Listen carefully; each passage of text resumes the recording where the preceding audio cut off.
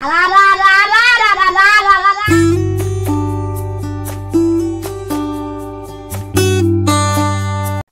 morning everyone, আমি Sukanya. Welcome back to my channel. Welcome to a new blog. এখন বাজে সকাল 10টা। দারুণ ঝলমলে একটা সকাল দিয়ে দিনটা শুরু হয়েছে।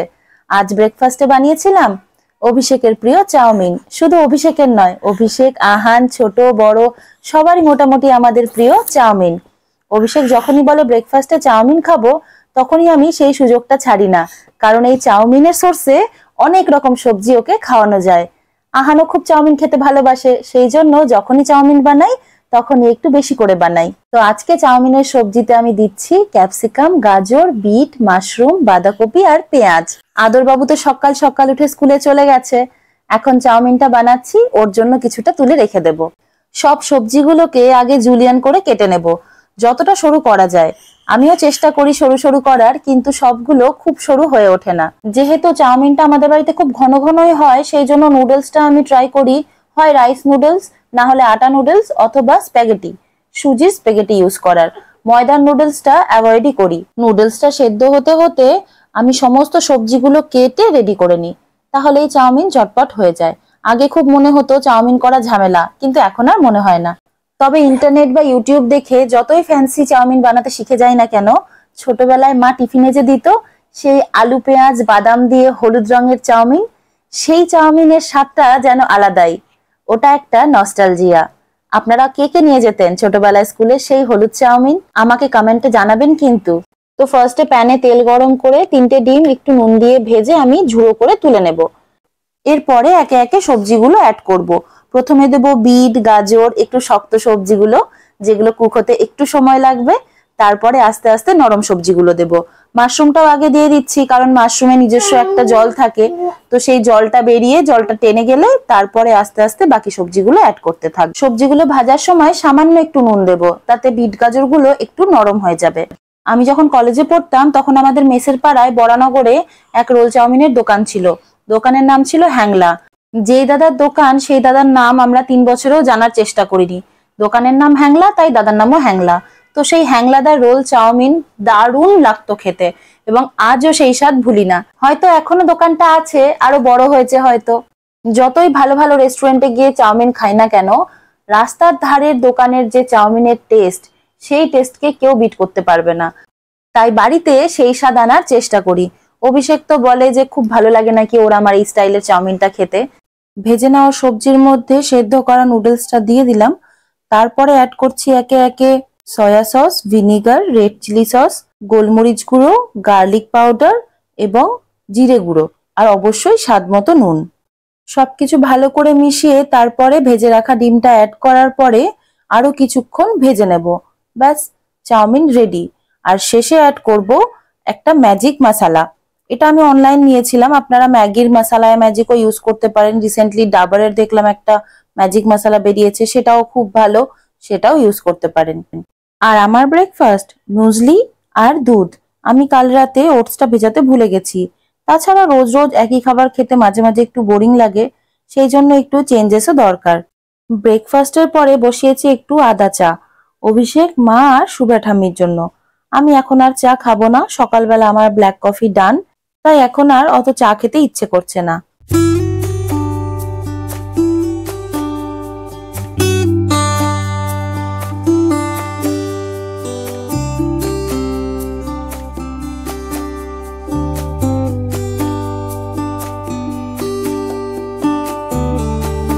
আমার সকাল সকাল স্নান পুজো সব কমপ্লিট। আদরবাবু স্কুল থেকে চলে এসেছে। এবার কাপড়গুলো কাচতে দিয়ে একে একে সব স্নান করানোর পালা। আদরবাবু, মোহরানি সব এখন ছোটকার ঘরে। আমি বললাম থাক, তোরা ওই ঘরে খেলা কর, আমি চটপট এদিকের কাজগুলো সেরে আসি। মেশিনটা চালিয়ে দিয়েই একে একে ধরবো। আগে আদরকে স্নান করাবো, তারপরে মোহরকে স্নান করাবো। বলছি তো তাই, দেখা যাক আগে কাকে বাগে পাই। যাকে আগে পারবো তাকেই আগে স্নান করাবো। এদিকে তো ভাইয়ের ঘর থেকে খুব দুমদাম গানের আওয়াজ পাচ্ছি, সবার হাসাহাসির আওয়াজ পাচ্ছি, আর আদরবাবুর চিৎকারের আওয়াজ পাচ্ছি। মানে ওই ঘর এখন পুরো মেতে আছে। যাই গিয়ে দেখি কি করছে ওই ঘরে সবকটা মিলে।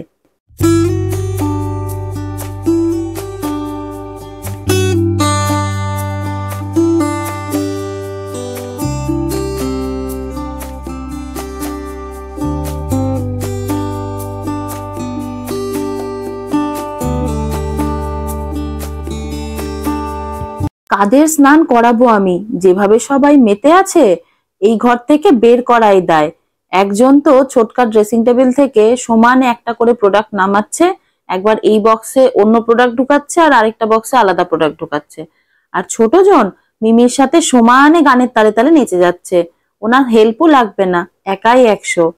আজ আদর বাবু না মামার কাছে স্নান করবে না ঠাম্মির কাছে স্নান করবে, অনেকদিন পর এখন উনি ছোটকাকে পেয়েছেন, সেই জন্য ছোটকার সাথে ছোটকার বাথরুমে ঢুকে স্নান করবে, ছোটকাকেই স্নান করিয়ে দিতে হবে।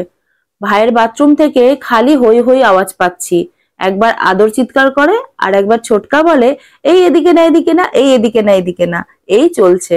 আর মোহর রানী এখন পেঁপে খাচ্ছে, ভালোই পছন্দ হয়েছে ওনার পেঁপেটা, মিষ্টি মিষ্টি ফল, মিষ্টি জিনিস তো মুখে ভালো লাগেই। তবে উনি যেভাবে খাচ্ছেন তাতে পেঁপে খাওয়া কম, পেঁপে ফেসিয়াল হচ্ছে বেশি। এইদিকে হই হই করতে করতে আমার কাপড়গুলো কাচা হয়ে গেছে, এবার ড্রায়ারে দিয়ে দেব। ড্রায়ারটায় প্রতিবারই এই নেটটা পরিষ্কার করতে হয়, কারণ প্রত্যেকবার কাপড়গুলো ড্রাই হওয়ার পরে কাপড়ের যে মাইক্রোফাইবার বা রোয়াগুলো রয়েছে সেগুলো এই নেটে আটকে যায়। এবার যদি আমি এই নেটটা ভালো করে পরিষ্কার না করি তাহলে নেক্সট টাইম যখন কাপড়গুলো দেবো সেগুলো ভালো করে শুকাবে না।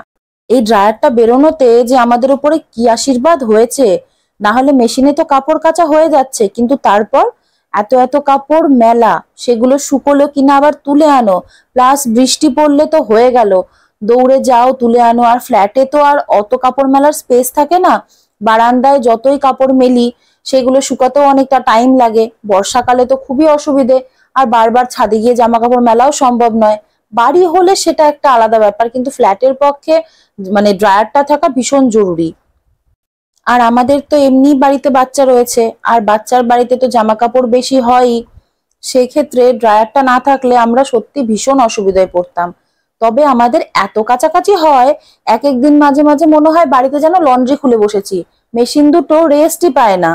ড্রায়ারটা হওয়াতে আমাদের কাপড়ে মেলা এবং তোলা এই যে টাইমটা, এটা অনেকটা টাইম সেভ হয়েছে, প্লাস এত সুন্দর জামা কাপড়গুলো শোকায়, মনে হয় যেন করকরে রোদে জামা কাপড়গুলো শুকিয়ে এলো, পুরো গরম। শীতকালে তো মা মাঝে মাঝে গায়ে দেওয়ার যে পাতলা ব্ল্যাঙ্কেটটা সেটা ঢুকিয়ে 15 মিনিট মতন চালিয়ে গরম করে নেয়, তারপরে গায়ে দিয়ে শোয়।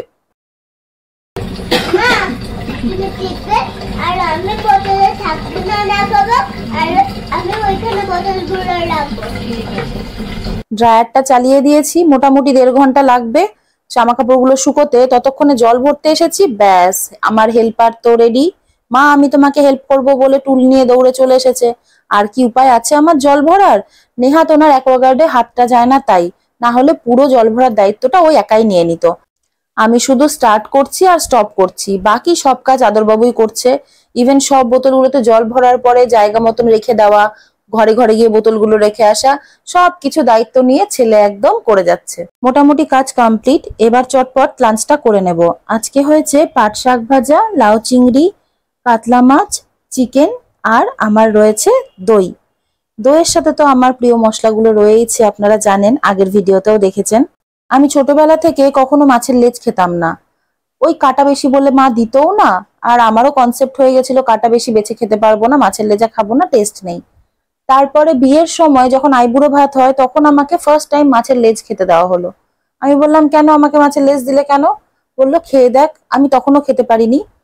তারপরে আমার বান্ধবী রুবি, ও আমাকে একদিন বলল যে তুই একবার যদি লেজের টেস্ট পেয়ে যাস তারপরে দেখবি তোর আর অন্য কোনো কিছু খেতে ভালো লাগবে না মাছের। অ্যাকচুয়ালি হলো তাই। আমি যখন মাছের লেজ খেতে শুরু করলাম আমি দেখলাম সত্যি মাছের লেজে, মানে ভালো যদি পাকা মাছ হয় সেই মাছের লেজের টেস্ট মাছের পেটির থেকে গাদার থেকেও ভালো। তারপর থেকে আমি এখন মাছের লেজাটাই খাই, আমার মাছের লেজাটা খেতেই ভালো লাগে। খাওয়া দাওয়া সেরে মোহরের বোতলগুলো স্টেরিলাইজ করতে দিয়ে একটু শুয়েছি, আদরবাবু এসে বলে মা পার্কে চলো। আর আজ কি জানি আমার এত পিঠে কোমরে ব্যথা করছে আমি উঠে যেতেই পারবো না। ওকে বললাম আমার পিঠটা একটু হেঁটে দিবি তারপরে যাব। ওনাকে বলেছি হাঁটতে, উনি buy one get one free এর মতো হাঁটার সাথে সাথে জাম্প করে যাচ্ছে। যাই হোক, ব্যথা কমুক বাড়ুক, একটু আরাম পেয়েছি। এবার সব রেডি হয়ে যাব আমরা পার্কে। পার্কে মানে পার্কে তো বৃষ্টি পড়ছে যখন তখন, কাদা হয়ে আছে, যাব ক্লাব হাউসে।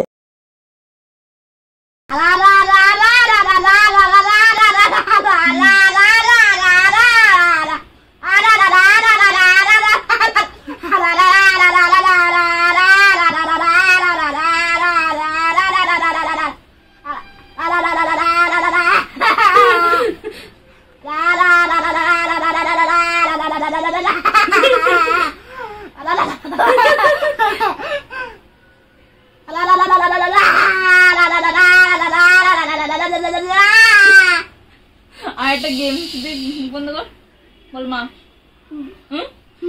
বল বুনু। বুনু কি বুনু, বল বুনু। না বুনু। বলো ঠাম্মি। ঠাম্মি। বলো মা। মা। বলো মিমি। মিমি। বলো তার গাড়ি। বলো তার গাড়ি। তার গাড়ি। তুই তো ধরতেই পারছিস না, আমি ধরে দেখাচ্ছি দাঁড়া।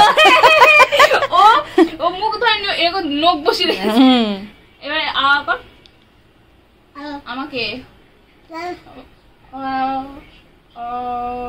আরে কর, জোরে করো। এই যে এরকম ছাড় কর। মারছিস কেন তুই? মারছে। চল ও কর, ও কর, ও ও বল। না ও।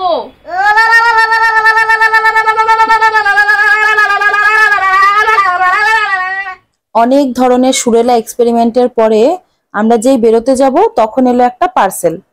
আর আদরবাবু তো পার্সেল না খুলে কোথাও বেরোবেন না, তো আমি বললাম ঠিক আছে তাহলে খুলেই নে, তারপরেই আমরা যাই। এটা এসেছে মোহরের একটা প্লেট। মোহর এখন নিজে হাতেই টুকটুক করে এটা ওটা খেতে শিখে গেছে, তো অন্যান্য প্লেটে দিলে প্লেটটাও ফেলে দেয়, সেই জন্য একটা সিলিকনের প্লেট আনিয়েছি। এটাতে নিচে ভ্যাকিউম আছে, ওর যে খাবারের চেয়ারের সাথে ট্রেটা রয়েছে সেই ট্রের মধ্যে এটা প্রেস করে দিলে সুন্দর বসে যাবে, তাহলে কি খাবারগুলো নেওয়ার সময় প্লেটটা মুভমেন্ট করবে না, ওর খেতে সুবিধে হবে। হ্যাঁ, এখান দিয়ে 4টা ভ্যাকিউম এইভাবে টেবিলের উপরে দিয়ে এরকম করে চেপে দিতে হবে, তাহলে টেবিলে স্টিক করে যাবে আর প্লেটটা নড়বে না, নড়ে পড়বে না। তখন বুনু এখান থেকে যদি নিয়ে খায় তাহলে প্লেট আর সরে পড়ে যাবে না। মজা না? তুমি খাবে এই প্লেটে? ঠিক আছে, তুমি আর বুনু দুজনেই খাবে, ঠিক আছে? কেন দুজনেই খাবে? যখন তুমি খাবে তুমি খাবে, যখন বুনু খাবে বুনু খাবে, ঠিক আছে? এটা আমার জন্য, এটা বুনুর জন্য, এটা বাবার জন্য। আচ্ছা ঠিক আছে। না এটা আমার জন্য, এটা বাবার জন্য, এটা বুনুর জন্য। ঠিক আছে, তুমি যখন চাউমিন খাবে তখন তুমি এটাতে চাউমিন খাবে, তাই তো? আর যখন তুমি কি খেলে এটাতে খাবে? কি খাবে? যখন চকলেট খাবে তখন এটাতে খাবে? ঠিক আছে। আর যখন চিপস খাবে তখন চিপসটা এইটাই খাবো। আচ্ছা। আর যখন চকলেট আর যখন জেমস খাবে তখন জেমটা এইটাই খাবো। ঠিক আছে। বুনু কাজু করবো। এখন তো সাইকেলটা আমি চালাবো না, মনে হয়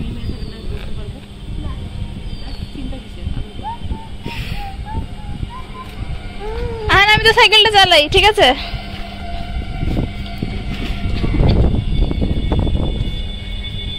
মোহর মোহর, সাইকেলটা চালাও। ঠিক তো? হ্যাঁ, ঠিক তো? চালাতে পারো না তো। এই তো দেখছেন 3জনকে নিয়ে ঘোরাতে এসেছি পার্কে।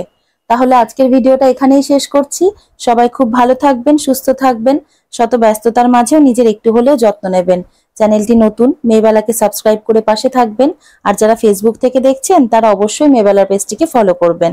মেয়েবেলার ভিডিও আপনাদের কেমন লাগছে আমাকে অবশ্যই কমেন্টে জানাবেন।